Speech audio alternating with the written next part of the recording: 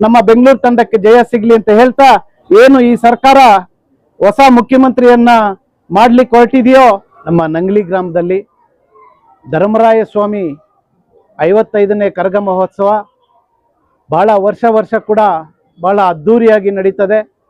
ಈ ವರ್ಷ ಕೂಡ ಧರ್ಮರಾಯನ ಸ್ವಾಮಿಯ 55ನೇ ಕರಗ ಮಹೋತ್ಸವಕ್ಕೆ ನಮ್ಮ ನಾಯಕರು, ನಮ್ಮ ತಾಲೂಕು JDS ಪಕ್ಷದ ಅಧ್ಯಕ್ಷರು ಆಗಿರ್ತಕ್ಕಂಥ ನಮ್ಮ ನಾಗರಾಜನ್ನವರು ಮತ್ತು ಖ್ಯಾತ ವಕೀಲರು, ನಮ್ಮ JDS ಪಕ್ಷದ ವಕ್ತಾರರು ಆಗಿರ್ತಕ್ಕಂಥ ಶ್ರೀನಿವಾಸ ರೆಡ್ಡಿ ಅನ್ನವರು ಮತ್ತು ಇಲ್ಲಿ ಏನು ಆಗಮಿಸಿದರೋ ನಮ್ಮ ಸುತ್ತಮುತ್ತಲಿನ ಗ್ರಾಮಸ್ಥರು ಮತ್ತು ನಂಗ್ಲಿ ಗ್ರಾಮಸ್ಥರು, ಎಲ್ಲ ಪ್ರಮುಖ ಮುಖಂಡರು ಎಲ್ಲರೂ ಕೂಡ ನಾವು ಆ ದುರ್ಗಾದೇವಿಯ ದರ್ಶನವನ್ನು ಪಡೆದು ಆ ತಾಯಿಯ ಆಶೀರ್ವಾದವನ್ನು ಪಡೆದಿದ್ದೇವೆ.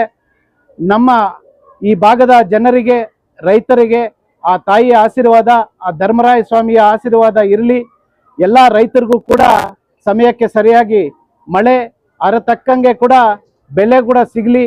ಎಲ್ಲರ ರೈತರ ಮುಖದಲ್ಲೂ ಸುಖವನ್ನು ಕೊಡಲಿ ಅಂತ ಹೇಳ್ತಾ, ಮತ್ತು ಏನು ಈ ಸರ್ಕಾರ ಹೊಸ ಮುಖ್ಯಮಂತ್ರಿಯನ್ನ ಮಾಡ್ಲಿಕ್ಕೆ ಹೊರಟಿದೆಯೋ ಆ ಮುಖ್ಯಮಂತ್ರಿ ಕೂಡ ನಮ್ಮ ಬಡ ಜನಪರವಾಗಿರಲಿ, ಆ ಮುಖ್ಯಮಂತ್ರಿ ಕೂಡ ಒಳ್ಳೇದಾಗ್ಲಿ, ನಮ್ಮ ಕರ್ನಾಟಕ ಜನತೆ ಕೂಡ ಒಳ್ಳೇದಾಗ್ಲಿ ಅಂತ ಹೇಳ್ತಾ, ಮತ್ತು ನಮ್ಮ ಕನ್ನಡದ ತಂಡ RCB ತಂಡ ಇವತ್ತು ನಮ್ಮ GTಯನ್ನ ಗುಜರಾತ್ ಟೈಟನ್ಸ್ ಅನ್ನ ಎದುರ್ಲಿಕ್ಕೆ ಹೋಗ್ತಾ ಇದೆ. RCB ತಂಡ, ಅದರಲ್ಲೂ ಕೂಡ ನಮ್ಮ ಬೆಂಗಳೂರು ತಂಡಕ್ಕೆ ಜಯ ಸಿಗ್ಲಿ ಅಂತ ಹೇಳ್ತಾ, ಏನ್ ನಮ್ಮನ್ನು ಇವತ್ತು ಕರೆಸಿ ನಮ್ಮನ್ನು ಸುಬ್ಬಣ್ಣ ಮತ್ತು ಅವರ ತಂಡದವರಿಗೆ, ಎಲ್ಲ ನಂಗ್ಲಿ ಗ್ರಾಮಸ್ಥರಿಗೆ ನಮ್ಮನ್ನ ಅದ್ದೂರಿಯಾಗಿ ಸ್ವಾಗತವನ್ನು ಬಯಸಿ ಆ ದೇವರ ದರ್ಶನ ಪಡೀಲಿಕ್ಕೆ ಅವಕಾಶ ಮಾಡಿಕೊಟ್ಟಿರ್ತಕ್ಕಂಥ ಎಲ್ಲ ನಂಗ್ಲಿ ಗ್ರಾಮಸ್ಥರಿಗೂ ವಂದಿಸುತ್ತಾ ನನ್ನ ಮಾತನ್ನು ಮುಗಿಸ್ತಾ ಇದ್ದೀನಿ.